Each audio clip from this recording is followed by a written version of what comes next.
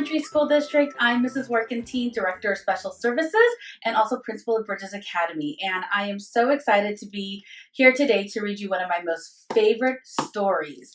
This is called The True Story of the Three Little Pigs as told by A. Wolfe.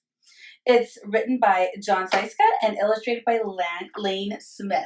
Here we go. I hope you enjoy it. Dear reader, there obviously has been some kind of mistake. It's been 10 years now since I first explained what happened to those three little pigs, but I'm still in the pen. Maybe the warden just hasn't had a chance to look into the whole mess yet. I'm sure everything will be taken care of once he hears my side of the story. I mean, why wouldn't I be set free? There was a small problem with the cake my granny sent to me. I don't know how a saw got in there. It must have fallen off the tool shelf and into the frosting like she said. And then there was that confused little girl in the Red Riding Hood, saw my picture in the paper and she had to make up some tale about me dressing like her granny and scaring her with the big bad eyes and big bad teeth. Crazy, I know. Would I do something like that? I think the answer to that is in the letters I get from all over the world.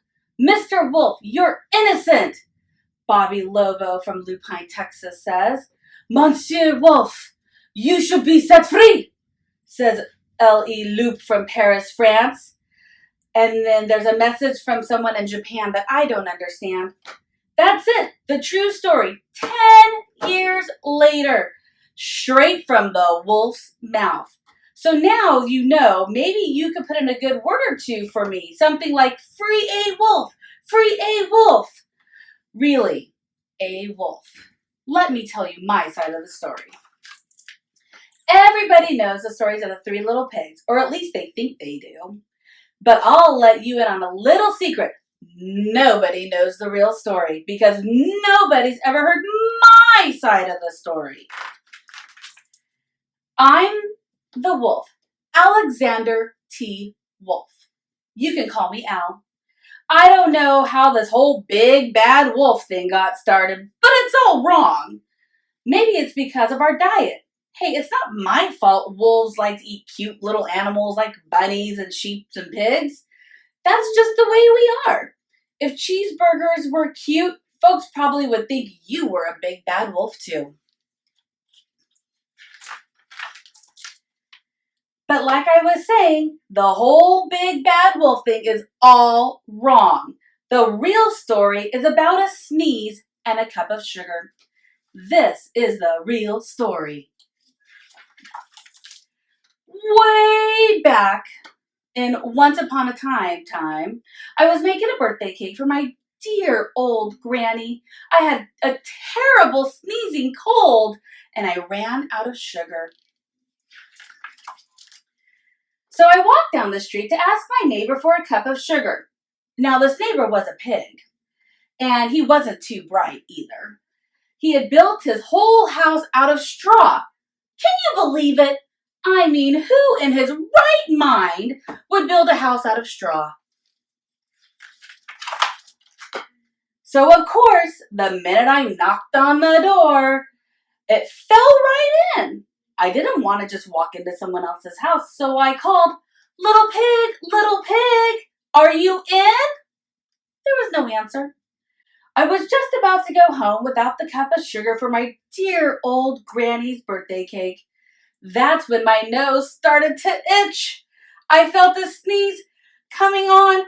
I huffed, I puffed, I snuffed. And a great sneeze I sneezed. And you know what? That whole darn straw house, it just fell right down. And right in the middle of the pile of straw was the first little pig, dead as a doornail. He had been home the whole time. It seemed like a shame to leave a perfectly good ham dinner lying there in straw, so I ate it up. Think of it as a big cheeseburger just lying there.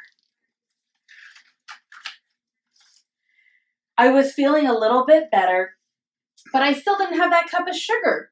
So I went to the next neighbor's house. The neighbor was the first little pig's brother, and he was a little bit smarter, but not by much. He had built his house out of sticks. I rang the doorbell on the stick house. Nobody answered. I called, "Mr. Pig, Mr. Pig, are you in?" He yelled, "Go away, wolf, you can't come in. I'm shaving the hairs on my chinny chin chin." I had just grabbed the doorknob when I felt another sneeze coming on. I huffed and I snuffed and I tried to cover my mouth, but I sneezed a great sneeze. And you're not going to believe this. You're not. But this guy's house fell right down, just like his brother's. And when the dust cleared, there was the second little pig, dead as a doornail. Wolf's honor. Now, you know food will spoil if you just leave it out in the open. So I did the only thing there was to do. I had dinner again. Think of it as a second helping. I was getting awfully full, but my cold was feeling a little bit better. And I still didn't have that cup of sugar for my dear old granny's birthday cake. So I went to the next house.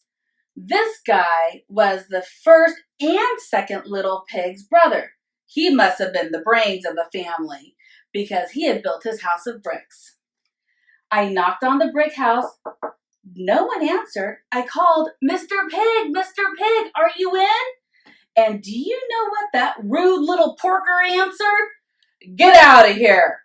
Wolf, don't bother me again." Talk about impolite. He probably had a whole sack full of sugar and he wouldn't give me even one little cup. What a pig! I was just about to go home and maybe make a nice birthday card instead of a cake when I felt my cold coming back on. I huffed and I snuffed and I sneezed once again.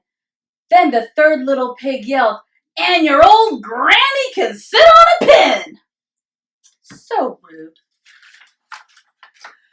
Now, I'm usually a pretty calm fellow, but when somebody talks about my granny like that, I go a little crazy. When the cops drove up, of course I was trying to break down this pig's door, and the whole time I was huffing and puffing and sneezing and making a real scene.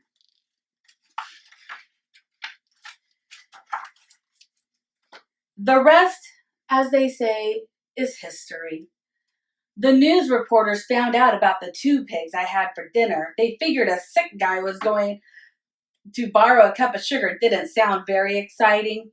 So they jazzed up the story with all that huff and puff and blow your house down, and they made me the big bad wolf. That's it. That's the real story. I was framed. But maybe you could loan me a cup of sugar? Maybe. The end. Thank you guys for letting me read this fun story. I hope you enjoyed it. I think it's hilarious. Be safe, wash your hands, and hopefully we'll get to see you soon because we do miss you very much. See you later.